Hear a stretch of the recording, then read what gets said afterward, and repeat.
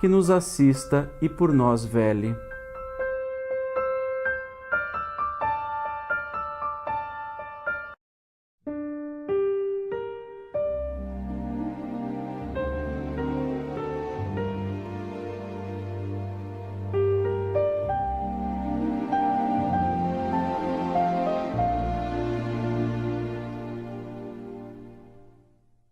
Inicialmente, eu gostaria de dizer que me sinto muito feliz e muito honrado de participar das 9ª Jornadas de Medicina e Espiritualidade.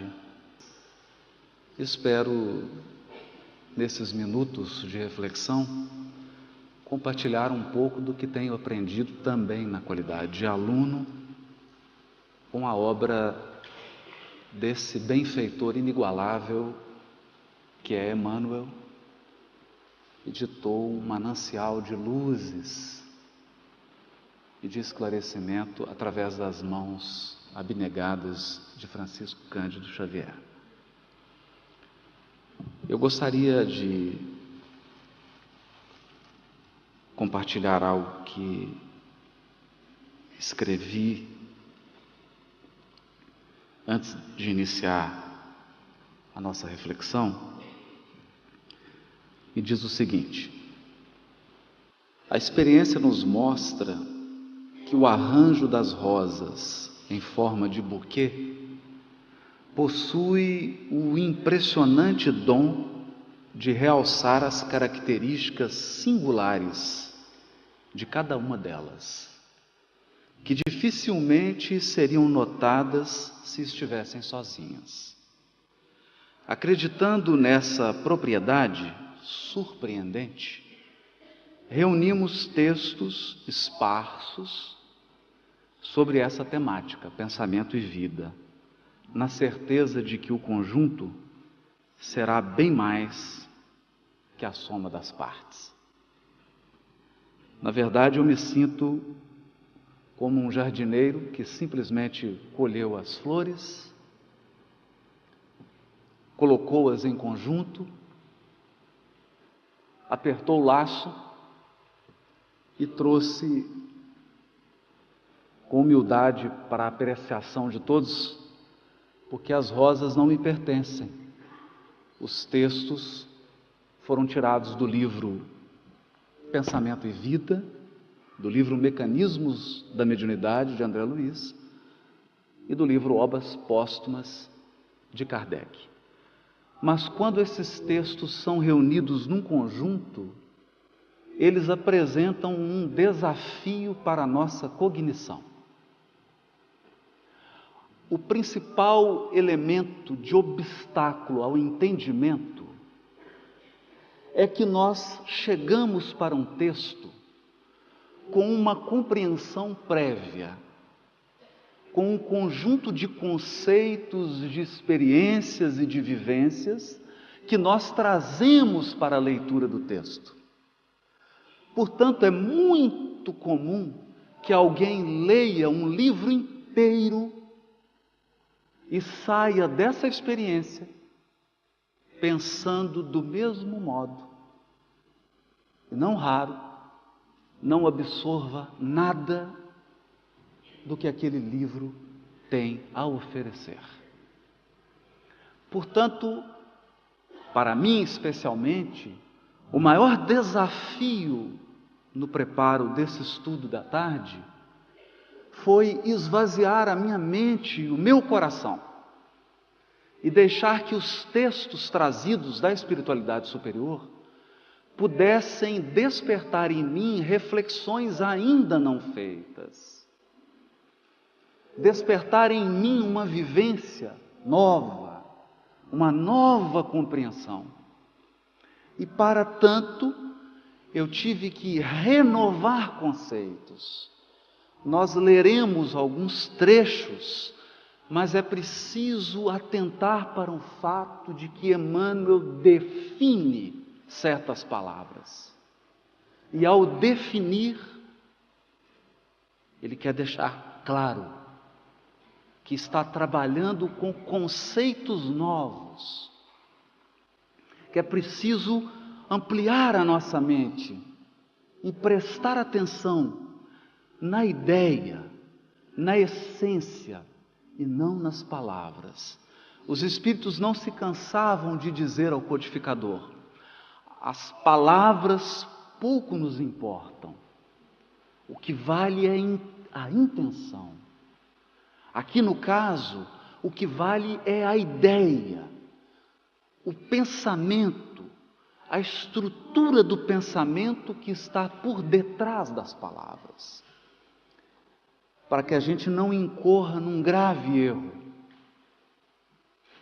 o erro de tomar uma fruta, no meu caso eu vou citar uma fruta típica do Brasil, que é a banana, descascar a banana, comer a casca e jogar a fruta fora. Muitos de nós, quando se aproximam dessas obras, ficam tão presos às palavras que não percebem a riqueza do pensamento. E o pensamento é a essência, as palavras são formas. A forma não deve ofuscar a essência, jamais. E para dar desenvolvimento a esse raciocínio, nós separamos um trecho muito interessante, que já estava no livro Principia Mathematica de Newton. Eu prometo, serei muito breve nisso. Quando Newton formulou a lei da gravidade, formulou matematicamente, muito antes de Einstein, muito antes da mecânica quântica, muito antes dos estudos de eletromagnetismo de Maxwell, ele formulou numa equação simples, muito singela, que nós aprendemos na escola. A equação é assim: força é igual a constante gravitacional vezes a massa do primeiro corpo, a massa do segundo corpo, dividido pelo quadrado da distância. Eu prometo, isso não é uma aula de física, até por incrível que pareça, eu sou da área do direito. Mas isso significa que, quanto maior a distância, menor a força.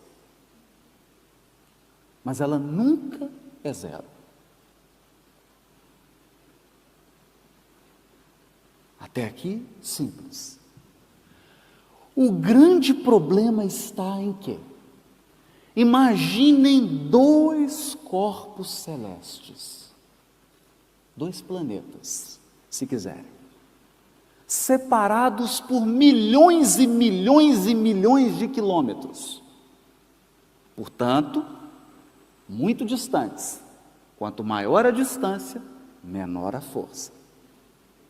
Um exercendo uma força gravitacional sobre o outro. A pergunta é: essa força se exerce imediatamente? A força se desloca de modo imediato? Ou ela leva um tempo? Esse é o paradoxo da lei gravitacional de Newton. Quanto tempo leva para a força gravitacional ser sentida pelo outro corpo? Não é um problema simples.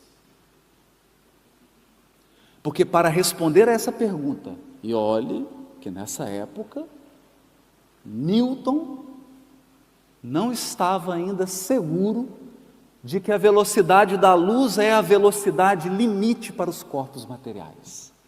Nenhum corpo material se desloca em velocidade superior a 300 mil quilômetros por segundo. Então, como que se exerce a força gravitacional entre os corpos simultaneamente? Para responder a essa questão delicada, Newton, acreditem, postulou a existência do spiritus sensibilitus, um meio sutil, um meio etéreo que transmitia a força gravitacional. Alguns anos mais tarde, quando Maxwell publicou as suas equações do eletromagnetismo, não rejeitou esse conceito de Newton, mas trabalhou apenas com uma troca de palavras e substituiu esse spiritus sensibilitus pelo éter. O éter seria então um meio de propagação das ondas eletromagnéticas. Assim como o ar é o meio de propagação das ondas sonoras. Assim como um lago é o meio de propagação das ondas mecânicas, quando você atira uma pedra num lago.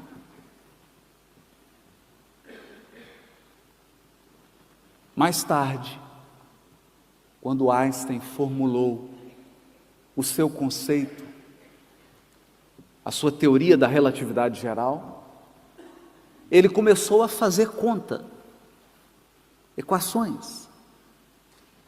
Quais propriedades deveria apresentar o éter para que ele desse conta de ser um meio de propagação das ondas gravitacionais ou da força gravitacional? E ele então percebeu que essa matéria deveria apresentar propriedades mágicas, inimagináveis, e resolveu abolir o conceito de éter e adotou o conceito de campo. É muito comum na investigação humana, quando você não sabe algo, você muda de nome.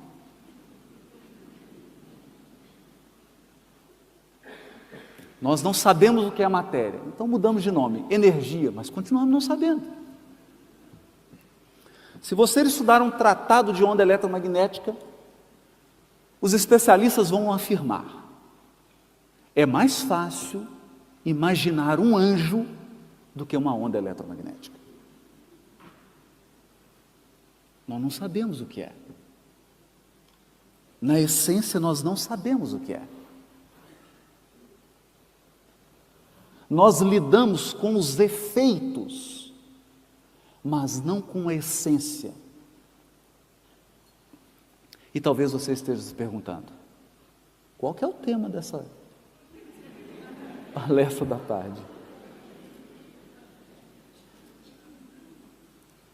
Talvez alguém já esteja pensando em levar para a coordenação um bilhete dizendo assim: eu acho que ele se desviou do tema.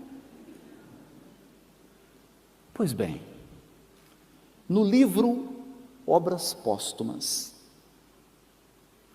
no item intitulado Fotografia do Pensamento, Kardec escreve: antes de Maxwell formular as suas equações de eletromagnetismo. Às vezes nós afirmamos que Kardec era positivista, mas não é bem assim. Olha o que ele vai escrever: o fluido cósmico, conquanto emane de uma fonte universal, se individualiza.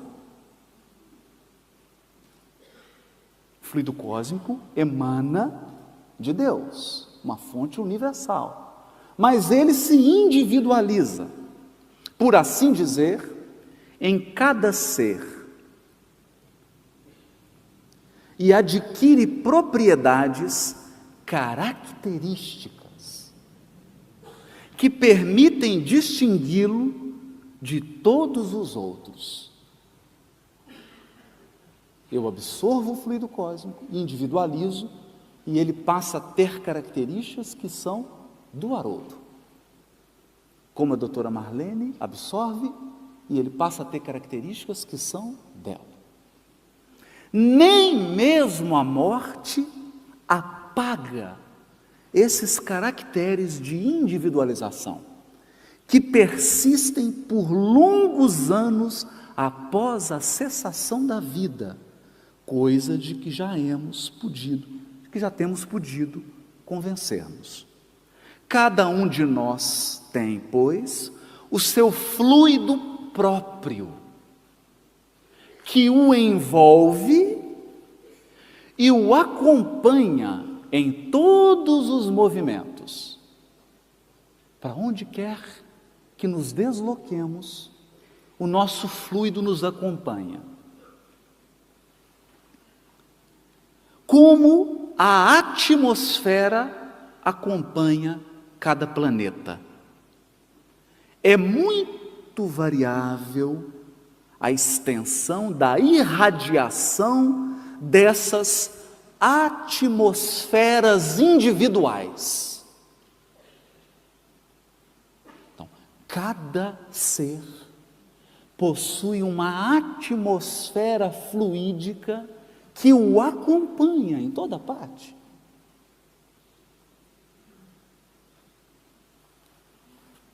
Achando-se o espírito em estado de absoluto repouso, pode essa irradiação ficar circunscrita nos limites de alguns passos, mas, atuando à vontade, pode alcançar distâncias infinitas.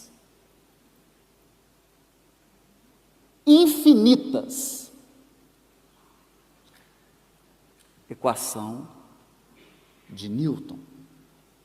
À medida que a distância aumenta, a força diminui, mas ela nunca chega a zero. Então ela alcança distâncias infinitas. A vontade como que dilata o fluido, do mesmo modo que o calor dilata os gases.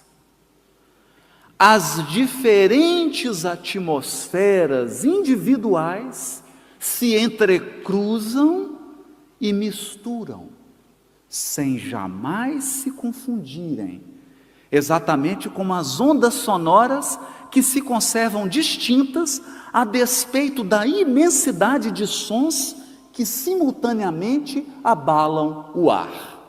Dá para perceber que a mente de Kardec já era quântica quando a física era newtoniana.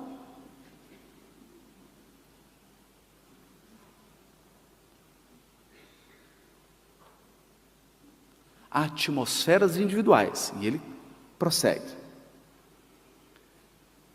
Pode-se, por conseguinte, dizer que cada indivíduo é centro de uma onda fluídica, cuja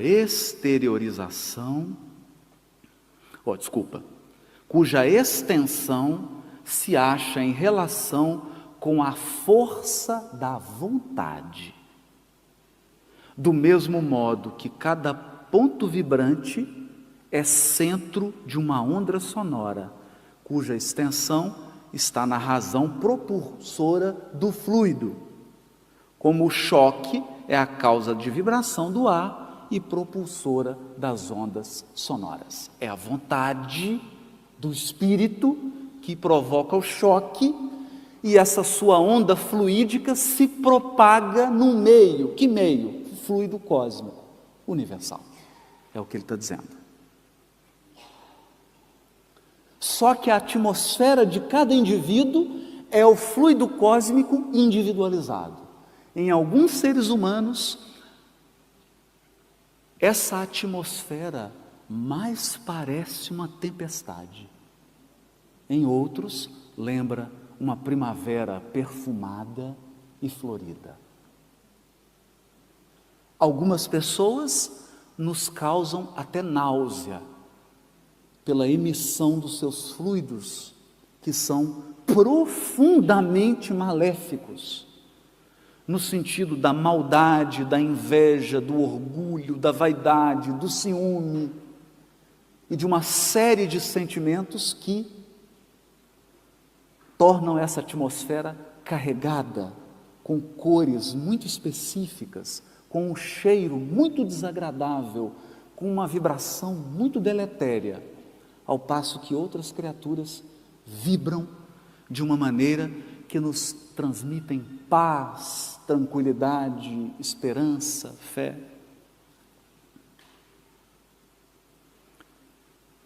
Das qualidades peculiares de cada fluido, de cada atmosfera, de cada indivíduo, resulta uma espécie de harmonia ou desacordo entre eles. Foi o que o Dr. Luiz disse hoje aqui. Uma tendência a se unirem ou evitarem. Uma atração ou repulsão. Numa palavra, as simpatias ou antipatias que se experimentam. Muitas vezes sem manifestas causas determinantes. Se nos colocamos na esfera de atividade de um indivíduo, ou seja, se nos colocamos na sua atmosfera psíquica, a sua presença não raro se nos revela pela impressão agradável ou desagradável que nos produz o seu fluido. Bom, esse é o codificador. No livro Obras Póstumas. Nós escolhemos esse texto como uma das rosas que gostaríamos de unir a outros textos do benfeitor Emmanuel, para mostrar que a obra de Francisco Cândido Xavier está tão profundamente embasada na codificação de Kardec, ela está tão profundamente enraizada nessa codificação e ela representa um desenvolvimento dessas ideias que ficará claro para nós todos a importância da obra da psicografia de Chico para uma compreensão mais profunda da própria obra do codificador. Imaginem que Kardec escreveu quando desencarnou em 1869, isso já estava escrito, foi encontrado nas suas gavetas, nos seus documentos pessoais e publicados por um amigo. Ou seja, ele escreveu esse texto e o manteve guardado muito antes das formulações do eletromagnetismo de Maxwell, muito antes da física quântica. Quando Francisco Cândido Xavier começa a sua missão espiritual, nós já temos a física quântica. E eu gostaria agora de trazer o primeiro texto, mas sempre com a intenção de que comparemos esses textos para entendermos o quanto eles são complementares. O quanto eles se fortificam uns aos outros. E o texto está no prefácio do livro Nos Domínios da Mediunidade. As universidades europeias costumam adotar um sistema um pouco diferente do que nós vivemos no Brasil, que são as chamadas aulas magnas, em que o professor titular abre o semestre de uma determinada disciplina com uma grande aula inaugural, em que ele dá as linhas diretoras, as diretrizes do que os alunos aprenderão ao longo do semestre e do que os professores assistentes irão detalhar, desenvolver ao longo do programa. Pois bem, nós acreditamos sinceramente que os prefácios de Emmanuel representam essas aulas magnas, onde com um poder de síntese invejável, com a capacidade de dizer muito, muito, muito, com pouquíssimas palavras, ele dá o tom do que será apresentado mais detalhadamente. No caso, a obra de André Luiz, Nos Domínios da Mediunidade. Depois de fazer um apanhado da evolução do conceito de átomo, Emmanuel diz assim: o veículo carnal agora não é mais que um turbilhão eletrônico regido pela consciência. Consciência. Cada corpo tangível é um feixe de energia concentrada. A matéria é transformada em energia e a energia, desaparece para dar lugar à matéria. Químicos e físicos, geômetras, olha a turma da geometria, está precisando aparecer a turma da geometria, e matemáticos, erguidos à condição de investigadores da verdade, são hoje, sem o desejarem, sacerdotes do Espírito. Eles não querem, mas são. Por quê? Como consequência de seus porfiados estudos, o materialismo e o ateísmo serão compelidos a desaparecer por falta de matéria. A base que lhes assegurava as especulações negativistas. Então, o que Emmanuel parece indicar é que um conceito de matéria, até a física quântica, permitia que o materialismo marchasse triunfante. Porque imaginava uma matéria sólida, palpável. A partir do momento que muda o paradigma da física, e a matéria passa a ser vista como um feixe de energia, e hoje a cosmologia nos diz que a matéria palpável, essa que nós enxergamos e tocamos, é apenas 4% da realidade. O restante é uma matéria escura, eu não gosto do nome, escuro, invisível, é isso, uma matéria invisível, que não pode ser percebida pelos sentidos, e uma energia invisível, porque há sempre a polaridade, onde a matéria é a energia, porque elas são intercambiáveis. Matéria invisível e energia invisível, segundo os cosmólogos, compõem 96% do universo. Isso significa que você só tem 4% de chance de ser materialista. Reduziu muito, porque não tem mais matéria. Aquela matéria do século XVIII, do século XVII, do século XVI, do século XV. A matéria hoje é vista num novo paradigma, numa nova perspectiva. E Emmanuel finaliza dizendo: os laboratórios são templos, igrejas, em que a inteligência é concitada ao serviço de Deus. E ainda mesmo quando a cerebração se perverte, transitoriamente subornada pela hegemonia política, geradora de guerras, o progresso da ciência, como conquista divina, permanece na exaltação do bem, rumo ao glorioso porvir.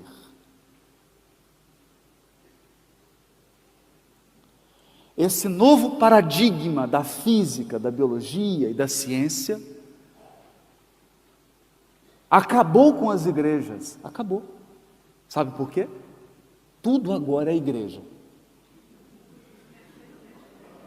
O consultório médico é um templo. Um laboratório de química é um templo.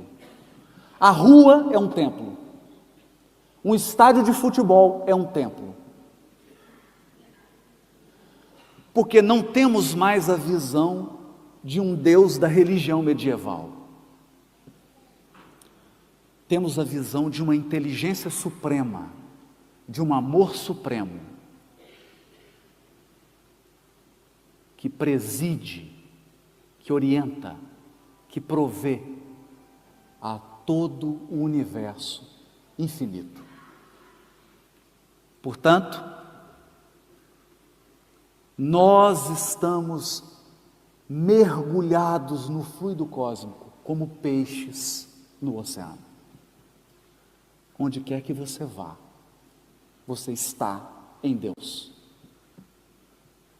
Portanto, acreditamos que o progresso da ciência e da filosofia nesse novo paradigma exige uma mudança de concepção do que seja a religião. A religião deixa de ser uma estrutura hierárquica de sacerdotes. Ela deixa de ser um conjunto de dogmas teológicos. A religião deixa de ser um conjunto de práticas ritualísticas. A religião passa a ser um estado de comunhão com essa inteligência suprema. Portanto, uma experiência profundamente individual, intransferível e íntima.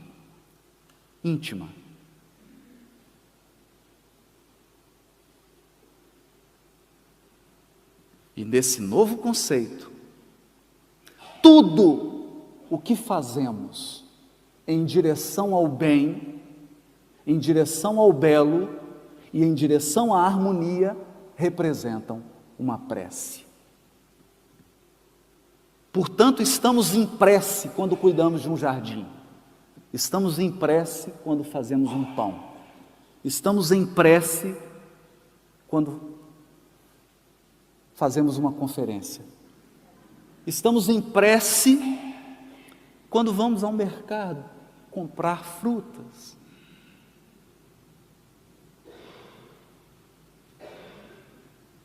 Novos paradigmas. Trouxemos essas ideias de base apenas para trabalharmos alguns dos conceitos que estão no livro Pensamento e Vida. E que sem esses textos ficaria um pouco difícil apreender a amplitude do que Emmanuel pretende nos dizer.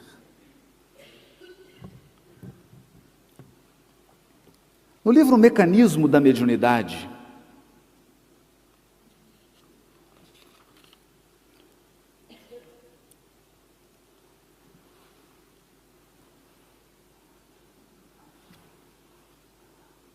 André Luiz escreve sobre ondas.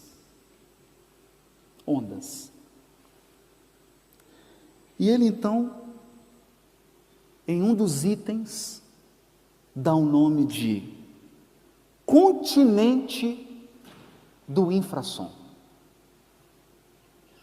Nós costumamos dizer continente europeu,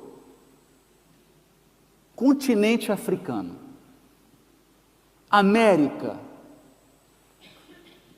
mas não estamos muito habituados a ouvir continente do infrassom.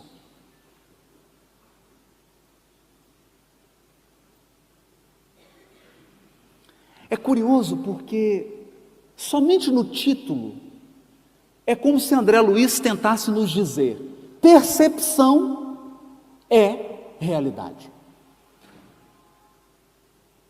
Perceber, ver, ouvir, experimentar é como habitar, é como visitar um lugar. Não tem diferença. E ele escreve assim: nas ondas do infrassom,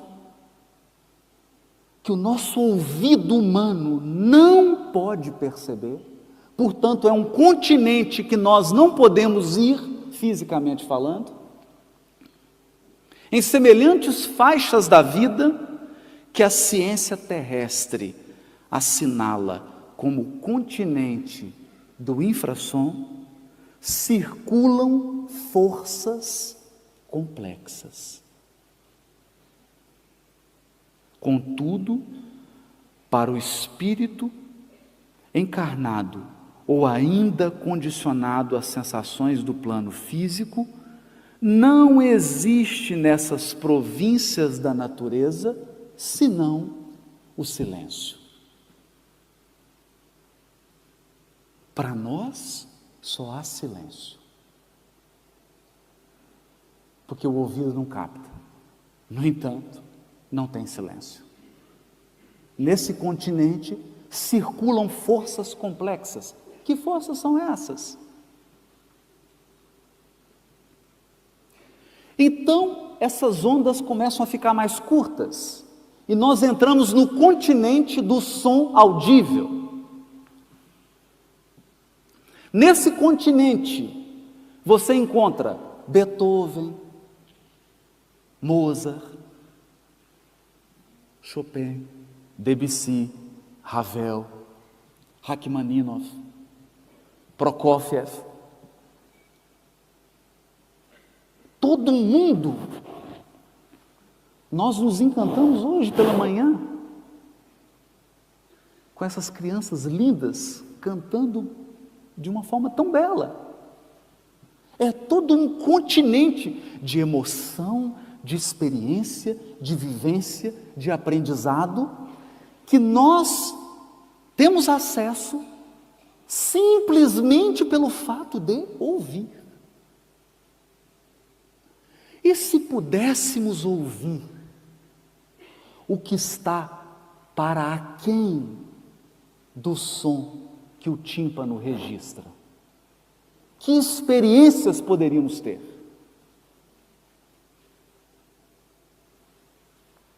Porque lá circulam forças complexas. Todos nós, seguramente, já passamos pela experiência de ouvir uma música predileta e de sair absolutamente emocionado, absolutamente animado, revigorado, simplesmente, entre aspas, porque ouviu uma música. Prossegue André Luiz. Depois que você chega nas notas mais agudas, do piano, eu vou pedir licença, vou deixar isso aqui.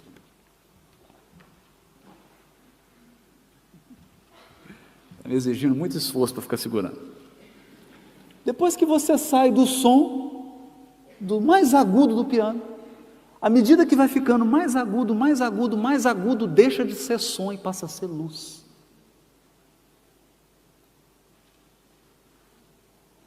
Som se transforma em cores.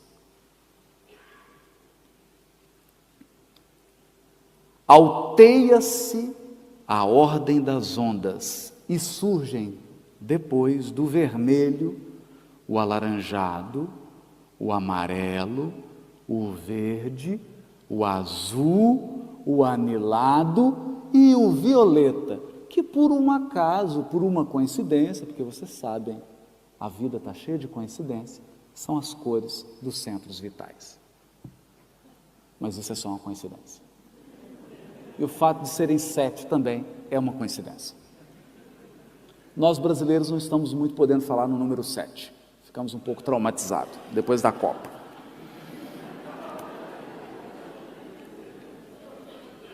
Som vira luz.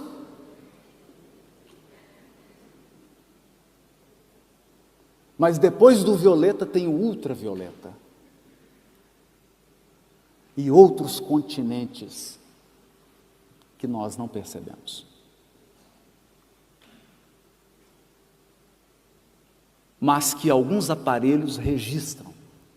Então você pode visualizar galáxias, constelações, com esses aparelhos, captando essas ondas que estão para além do ultravioleta. Mas diz André Luiz que depois, aumentando ainda mais a frequência, você entra no continente dos raios cósmicos. E aí ele silencia. É todo um mundo de percepção. Estamos dizendo isso apenas para realçar que a realidade não é o que nós percebemos. A realidade é. Quando a realidade se apresenta, ela é um fenômeno. Quando eu observo o fenômeno e tiro e interajo com esse fenômeno, eu tenho uma percepção. Mas nós não temos acesso à realidade total. Não temos. Por isso diz André Luiz, nesse capítulo, que é o capítulo 1. Agora, é uma coincidência, porque ele chama o capítulo de ondas e percepções, mas isso é uma coincidência.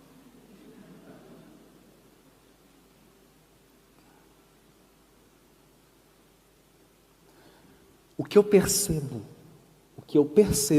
não é o que existe. Porque eu nem sempre percebo o que existe.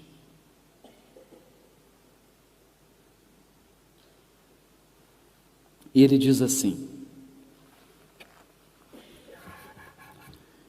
e o homem, colocado nas faixas desse imenso domínio, em que a matéria, quanto mais estudada, mais se revela qual feixe de forças em temporária associação, somente assinala as ondas que se lhe afinam com o modo de ser.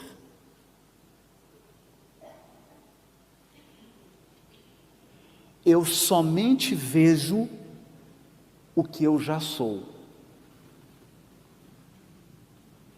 Como eu sou um ser humano, eu tenho uma percepção humana. O dia que eu me tornar um espírito puro, eu terei a percepção de espíritos puros. E assim por diante. Porque nós percebemos somente as forças com as quais nos afinizamos. Afinizar ou afinidade, na língua portuguesa, de Portugal e do Brasil, significam aquilo com o qual o seu sentimento está vinculado. Por isso nos disse Jesus: onde estiver o vosso tesouro, aí estará o vosso coração. Nós estaremos sempre atrelados àquilo que valorizamos. Agora, não nos esqueçamos, nos diz Emmanuel no prefácio do livro Vinha de Luz, a abelha se afiniza com o néctar. o abutre se afiniza com cadáveres.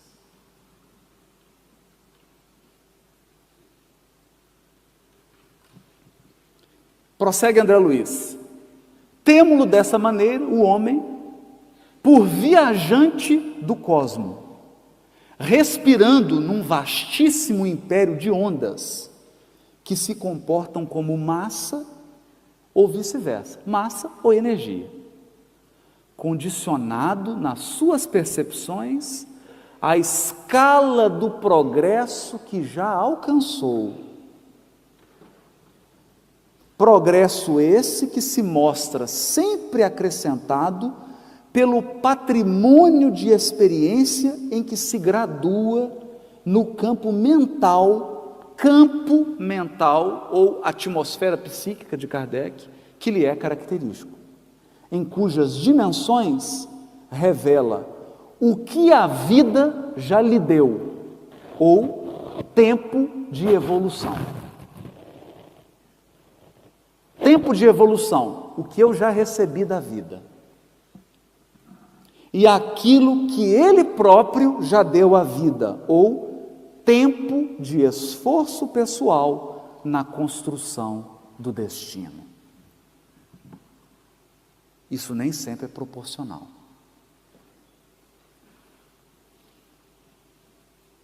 Você pode ser um espírito velho, que já recebeu muito, mas que ainda deu pouco.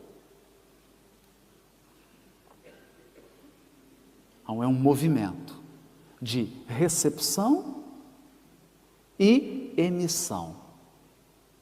Eu recebo o que a vida me dá através das mãos da providência divina e devolvo à vida o que me compete no esforço pessoal de aperfeiçoamento, e com isso eu construo o meu destino espiritual. E nesse movimento de inspirar e expirar,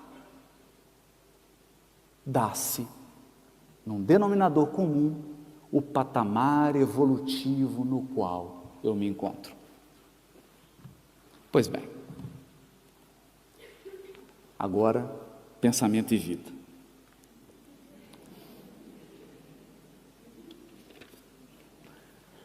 Estou brincando, está tudo dentro do pensamento e vida. É claro que o título não é uma coincidência. Não há nada gratuito na psicografia de Chico Xavier. Não nos enganemos. Não há um título, um item, uma palavra que seja gratuita. Tudo aqui é intencional. Tudo aqui é cuidadosamente colocado. É como um ourives. São microscópicos diamantes, delicadamente coordenados. O livro se chama Pensamento e Vida. E a pergunta é, o que é pensamento? E aqui já começa o primeiro problema, porque você compra o livro, Pensamento e Vida, Emmanuel, psicografia de Chico Xavier, e você tem um conceito de pensamento, mas esse não é o conceito do livro. Se você pergunta para qualquer pessoa, o que é pensamento? É o que eu penso. Não, errado. Resposta errada. Resposta errada. Dentro da perspectiva do livro, né? Dentro da perspectiva do livro. Na perspectiva do livro, isso está no capítulo 1, Emmanuel, ao definir a mente espiritual, ele diz que ela é um espelho. Isso é curioso. Porque isso é poético, é ambíguo. Por que um espelho? E ele vai dizer, é um espelho porque emite e porque recebe. Não, mas aí não é espelho.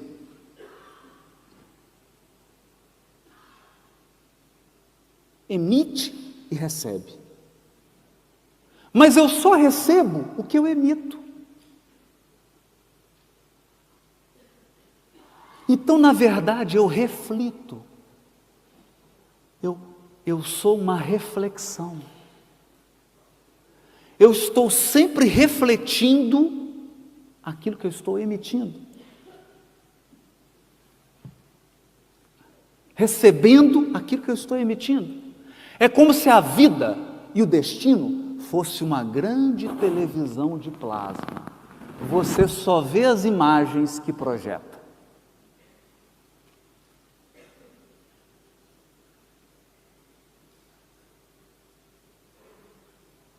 Ele diz assim, definindo-a, a mente, por espelho da vida, reconhecemos que o coração é a face do espelho e que o cérebro é o centro de suas ondulações, gerando a força do pensamento. Então, pensamento, na perspectiva desse livro, é quando inteligência e sentimento, emoção e raciocínio se unem, se juntam para formar o pensamento.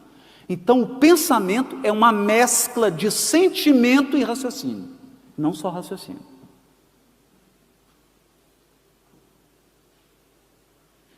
Essa é a definição de pensamento nessa cartilha.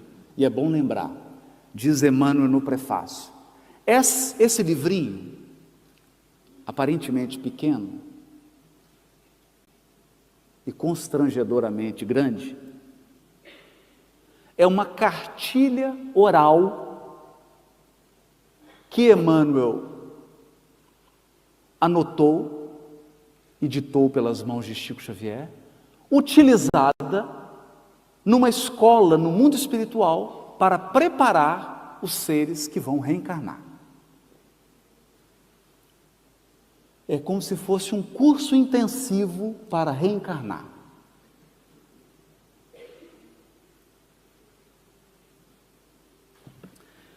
E diz Emmanuel no prefácio, pensamento e vida, nós chamamos essa cartilha no mundo espiritual. E sob a mesma designação, oferecemos aos companheiros, aos irmãos de luta, temporariamente internados na esfera física, para informá-los, mais uma vez, de que o nosso pensamento cria a vida que procuramos, através do reflexo de nós mesmos. O meu pensamento, que é a mistura dos meus sentimentos com as minhas ideias, se transforma numa emissão. E a vida responde em destino aquilo que eu estou emitindo. Portanto, nessa perspectiva, eu vivo o que penso. O destino é um reflexo do que eu sou. E a vida só me traz o que eu busco. Portanto, o trabalho mais difícil não é mudar circunstâncias exteriores, é alterar o nosso panorama interior. Como nos citou hoje de manhã o Décio, o texto de André Luiz, em que trata da saúde.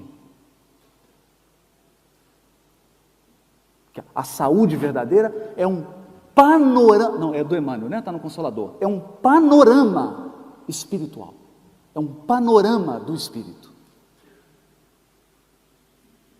Pensamento e vida é um binômio, assim como partícula e onda. O meu destino é o que eu sinto e o que eu penso.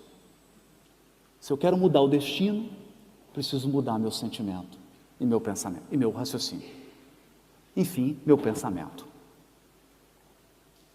Portanto, o nosso pensamento cria a vida que procuramos através do reflexo de nós mesmos. Até que até que nos identifiquemos, até que a gente tome uma decisão de nos identificar um dia, no curso dos milênios, com a sabedoria infinita e com o infinito amor que constituem o pensamento e a vida de nosso Pai.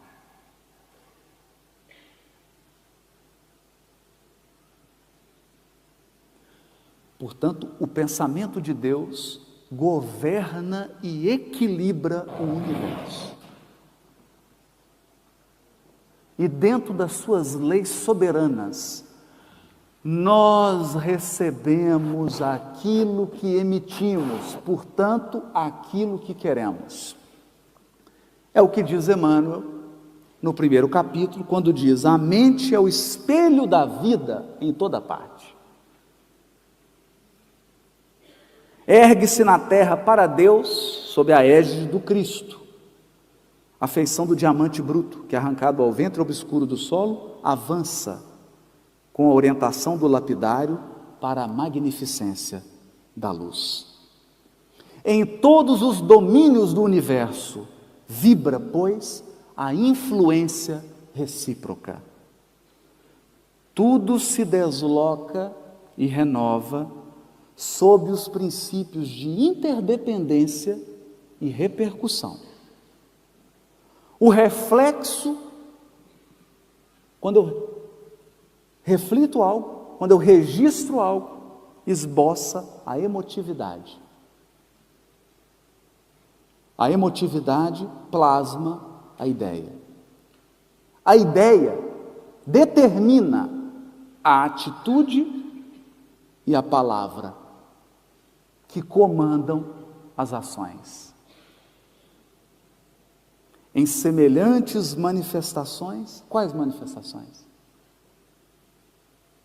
Receber um estímulo exterior, aí eu tenho a minha emotividade, que gera a minha ideia, que gera a minha atitude, que gera a minha palavra e que gera a minha ação.